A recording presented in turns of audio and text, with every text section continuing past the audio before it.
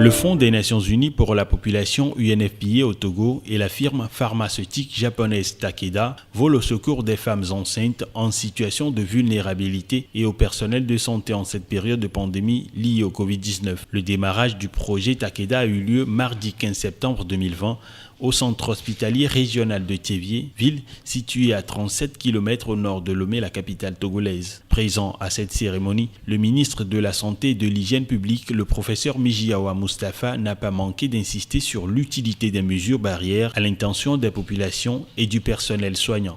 C'est un projet qui prend en compte de façon holistique tout ce qu'il faut pour les soins maternels et néonataux sécurisés.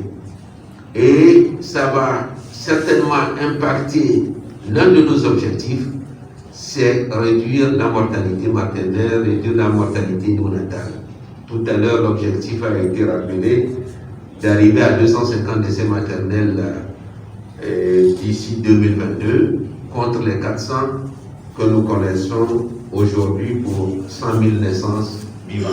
D'une durée de 9 mois, ce projet comporte 4 principaux axes d'intervention, notamment la protection du personnel sanitaire dans le réseau de maternité des soins obstétricaux et néonatales d'urgence SONU, la sécurisation de l'environnement des maternités SONU par les mesures d'hygiène et de distanciation dans l'espace des soins avec la mise en place des adductions d'eau, d'incinérateurs, de production de l'eau de javel et de l'extension de l'espace des soins. Face à une telle situation, nous ne maîtrisons pas la connaissance épidémiologique de cette pandémie, nous venons de le dire.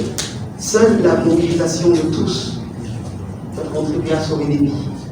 C'est à juste titre que je tiens à louer la grande générosité de la firme japonaise pharmaceutique Takeda, qui s'est prêtée au mécanisme de partenariat avec l'UNFPA pour appuyer ce projet au Togo, au Bénin et en Guinée. Je veux ainsi faire un clin d'œil non seulement au secteur privé togolais pour le soutien financier et mise, mais aussi à tous les décideurs, partenaires d'appui et défenseurs des droits des femmes et des enfants à redoubler d'engagement.